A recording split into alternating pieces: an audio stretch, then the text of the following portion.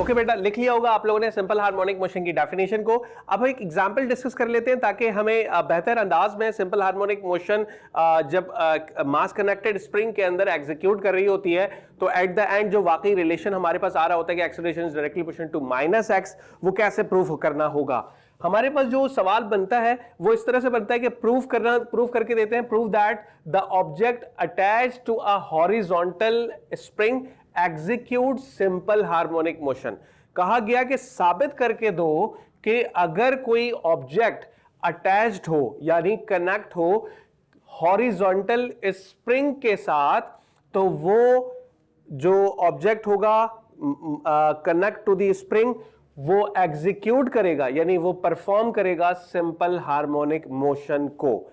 इससे ये एक डेरिवेशन है, तो एग्जैक्टली डेरिवेशन में हमने कुछ ना कुछ पहले अजम्पशन लेनी होती है। यहां पर जो हम अज्यूम करेंगे, एक ऑब्जेक्ट अज्यूम करेंगे और जैसे हम कनेक्ट कर देंगे किसी हॉरिजॉन्टल स्प्रिंग के साथ और फिर वहां थ्रू आउट जो डेरिवेशन में हम प्रूफ करेंगे तो क्या क्या चेंजेस आएंगी वो सारी चीजें मैं यहां पर पहले ड्रॉ कर देता हूं। चलिए, तो हमने ये ले लिया एक हॉरिजॉन्टल स्प्रिंग। ये हमारे पास इस तरह से एक हॉरिजॉन्टल स्प्रिंग मौजूद है, ठीक है, और जिसके साथ मैंने एक ऑब्जेक्ट को अटैच कर दिया जिसका मास है m, ठीक है। तो ये आपके पास एक हॉरिजॉन्टल स्प्रिंग है और इसका एक एंड पॉइंट जो है वो आपने वॉल के साथ यानी रिजिड पॉइंट के साथ फिक्स कर दिया और दूसरा एंड पॉइंट पर आपने एक ऑब्जेक्ट कनेक्ट किया हुआ, अटैच किया हुआ जिसका मास जो है वो m है, ठीक है। अच्छा, इस पोजीशन को जहां ये इस वक्त स्टेट ऑफ रेस्ट यानी रुकी हुई हालत में मौजूद है, इस पोजीशन को, इस पॉइंट को हम कहते हैं मीन पोजीशन, ठीक है। याद रखिएगा ये पॉइंट या ये पोजीशन जो होगी वो मीन पोजीशन कहलाएगी। अच्छा, ये हम यहां जो हमने सपोजिशन की है उसे हम यहां भी लिख लेते हैं कि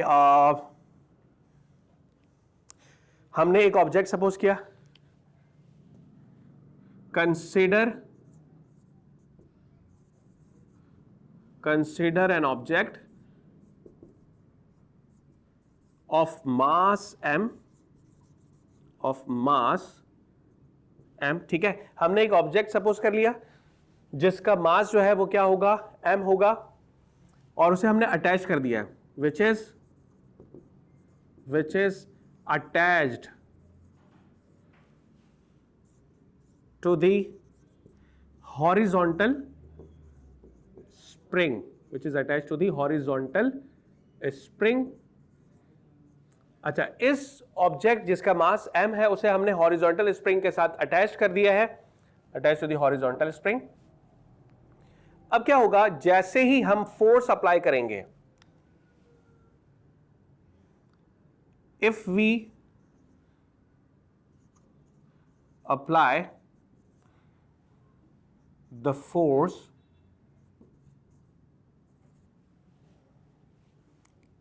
to right side, the spring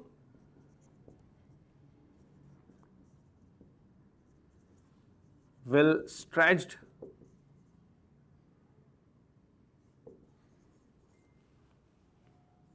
and covers some displacement that is x। क्या होगा, जैसे ही आप इस ऑब्जेक्ट पर फोर्स अप्लाई करेंगे, जैसे ही हम इसको पकड़ के यानी इसको होल्ड कर और अब हम इसे राइट साइड पर मूव करवाएंगे तो क्या होगा, इनिशियली ऑब्जेक्ट कहां पर था वो भी हम यहां डिस्कस करेंगे और किस तरह से ये ऑब्जेक्ट जो है वो डिस्प्लेसमेंट कवर करेगा फोर्स लगने की वजह से, वो भी हम देखेंगे। तो क्या होगा, स्प्रिंग जो है वो थोड़ा सा स्ट्रेच्ड हो जाएगा,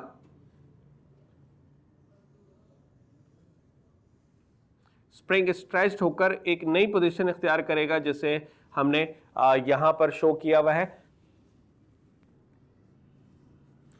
तो आप ये देखें, इनिशियली वो यहां इस पॉइंट मीन पोजीशन पर था, जैसे ही आपने इस पर फोर्स लगाई, फोर्स लगने की वजह से क्या हुआ, इस बॉडी ने कुछ ना कुछ डिस्प्लेसमेंट कवर कर लिया और वो डिस्प्लेसमेंट जो है उसे हम x से रिप्रेजेंट कर रहे हैं, ठीक है। और ये पॉइंट जो होगा आपके लिए एग्जैक्टली आप इसे एक एक्सट्रीम पोजीशन भी कह सकते हो, ठीक है। लेकिन अब हम यहाँ इस तरह से शो कर लिया। अब क्या होगा, जैसे ही फोर्स रिमूव करोगे, फोर्स यानी जैसे आपने ऑब्जेक्ट को होल्ड किया, होल्ड करके उसे राइट साइड पर लेकर आए और अब आप फोर्स रिमूव कर दोगे तो क्या होगा, ये दोबारा रिटर्न बैक होगा।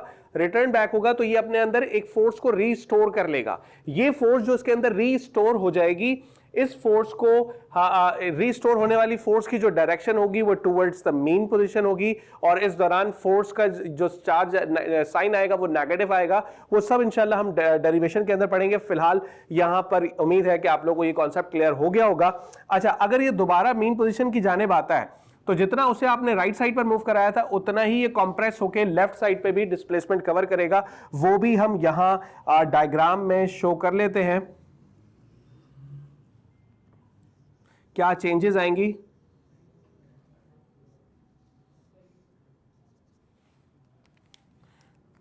तो मीन पोजीशन हमारे पास ये पॉइंट था, जितना आपने राइट साइड पर डिस्प्लेसमेंट कराया उतना ही डिस्प्लेसमेंट जो है वो इस ऑब्जेक्ट ने लेफ्ट साइड पे भी कवर कर लिया, ठीक है। क्योंकि एग्जैक्टली एक रफ डायग्राम बनाई जा रही है, उसमें कुछ ना कुछ चेंजेस तो आपको एरर्स मिल रहे होंगे, लेकिन कॉन्सेप्ट क्लियर होना चाहिए कि हम बेसिकली जो फोर्स अप्लाई कर रहे होते हैं उसकी वजह से जो डिस्प्लेसमेंट कवर हो रहा होता है वो टुवर्ड्स राइट भी है, और अगर इस फोर्स को रिमूव करोगे तो ये दोबारा रिटर्न बाउंस बैक होगा यानी रिटर्न बैक होगा, और फिर कॉम्प्रेस होने के बाद भी वो डिस्प्लेसमेंट कवर करेगा, जिसको हम एक्स का नाम देते हैं। फोर्स अप्लाई करने की वजह से बॉडी हमेशा एक्सेलरेट करती है। जैसे ही आपने फोर्स अप्लाई की तो बॉडी क्या होगी, एक्सेलरेट करेगी, और उस एक्सेलरेशन की डायरेक्शन किस जानिब होगी, इस एक्सेलरेशन की डायरेक्शन को हम यहां ले लेते हैं इस तरह। जब आप इस फोर्स को रिमूव करोगे तो रिमूव करने के बाद जब बॉडी रिटर्न बैक होगी तो वो एक्सेलरेशन हम काउंट कर रहे हैं, तो इसका मतलब एक्सेलरेशन की direction towards the mean position consider की जाएगी। अच्छा, अब चलिए डेरिवेशन शुरू करते हैं। हमने ऑब्जर्व क्या किया, इट इज ऑब्जर्व्ड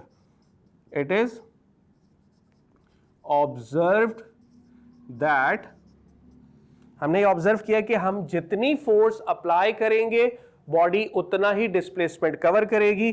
तो आप लिख सकते हो कि force is directly proportional to the displacement. Directly proportion का साइन हटाएंगे तो डायरेक्टली प्रोपोर्शन का साइन हटते ही हमें पता है इज इक्वल टू के साथ एक कांस्टेंट टर्म आ जाएगी जिसे हम के का नाम देते हैं, और यहां पर ये आपका एफ बन जाएगा के एक्स के बराबर, ठीक है। अच्छा, दूसरी बात आपने यहां पर यह भी शो करनी है कि ये फोर्स जो है जो आप एफ के बराबर, जिसे आपने एफ से रिप्रेजेंट किया कैपिटल एफ से, इसको हम नेगेटिव स्मॉल एफ के बराबर रख सकते हैं। ये नेगेटिव एफ क्या है, ये रीस्टोरिंग फोर्स कहलाती है। ये कौन सी फोर्स होगी, रीस्टोरिंग फोर्स होगी, ठीक है। And negative sign shows that the object moves towards mean position, ठीक है जी। अच्छा, आप क्या करोगे, f की जगह पर आप यहां पर लिखोगे small f, f minus F के बराबर है। चाहो तो आप यहां पर माइनस एफ लिख के के एक्स लिख दो। देन फिर उसके बाद आप क्या करोगे, ये नेगेटिव साइन आप यहां शो कराओगे तो ये आपका हो जाएगा माइनस के एक्स, ठीक है। इसे हम नाम दे देते हैं इक्वेशन नंबर 1 का।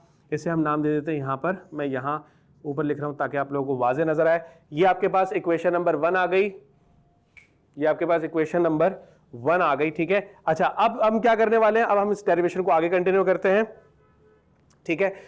यहां पर आ जाते हैं, एग्जैक्टली हमारे पास यहां मार्जिन कम है तो हम इंशाल्लाह अपनी डेरिवेशन को यहां इसी तरह यहां शो कर लेते हैं, और आई एम श्योर कि आपको यहां तक एग्जैक्टली नजर आ जाएगा, राइट, ठीक है। अब हम जाते हैं according to Newton second law, according to Newton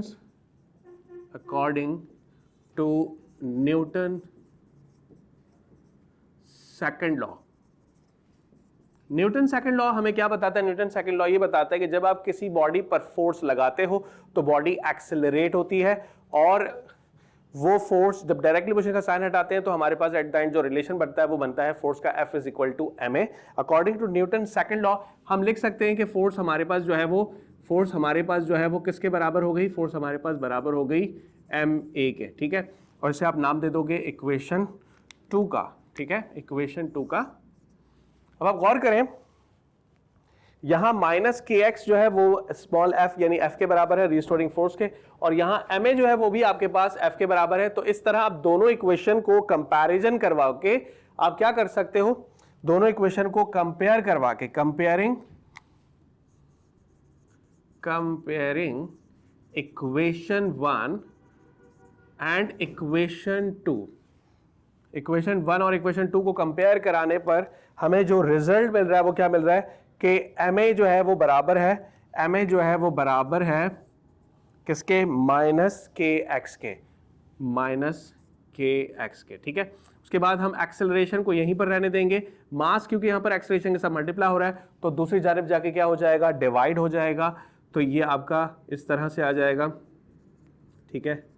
अब आप गौर करें, के जो है ये मैं पहले ही बता चुका हूं कि के यहां पर जो शो कर रहा है वो स्प्रिंग कांस्टेंट कहलाता है के, और जो मास होगा वो किसी भी बॉडी का चेंज नहीं होता, चाहे आप उस पर जब आप फोर्स लगा रहे थे, फोर्स लगने की वजह से उसने जब डिस्प्लेसमेंट कवर किया, इस दौरान मोशन तो बॉडी परफॉर्म कर रही है पर मास में कोई चेंजेस नहीं आएंगी, मास कांस्टेंट रहेगा। इसलिए आप लिख सकते हैं यहां पर कि मास जो है वो आपके पास कांस्टेंट रहेगा, ठीक है। अच्छा, ये दोनों, इसका मतलब ये हुआ कि ये जो रेशो आपको दिख रहा है स्प्रिंग कांस्टेंट और मास कांस्टेंट का, इन दोनों की जगह हम क्या रिप्लेस कर सकते हैं? डायरेक्टली प्रोपोर्शनल का साइन रिप्लेस कर सकते हैं। तो हमारे पास यहां एक्सेलरेशन बराबर हो जाएगी, यहां एक्सेलरेशन, पहले एक स्टेप मजीद इसमें बढ़ा देता हूं ताकि आप लोगों को बाद में समझने में दुश्वारी ना हो, और वीडियो के दौरान ही ये बात क्लियर हो जानी चाहिए कि ये K अपॉन M दोनों ही कांस्टेंट है। तो इस रेशियो के बिहाफ पर मैंने लिख दिया यहां पर कांस्टेंट। देन फिर उसके बाद लास्ट स्टेप हम लिख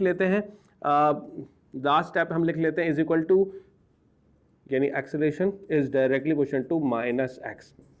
जैसे आपको पता है हम डायरेक्टली प्रोपोर्शनल का साइन हटाकर इज इक्वल टू के साथ कांस्टेंट लगाते हैं। अब इसी तरह अगर आप रिवर्स ऑर्डर पे जाओ, कांस्टेंट और इज इक्वल टू हटाओगे तो क्या होगा? डायरेक्टली प्रोपोर्शनल का साइन आ जाएगा। अब ये जो रिजल्ट है ये इस बात को शो कर रहा है कि ये जो मास कनेक्टेड स्प्रिंग है एक सिंपल हार्मोनिक मोशन परफॉर्म कर रही है, यानी ये बॉडी, ये मोशन जो है वो सिंपल हार्मोनिक मोशन एग्जीक्यूट करती है।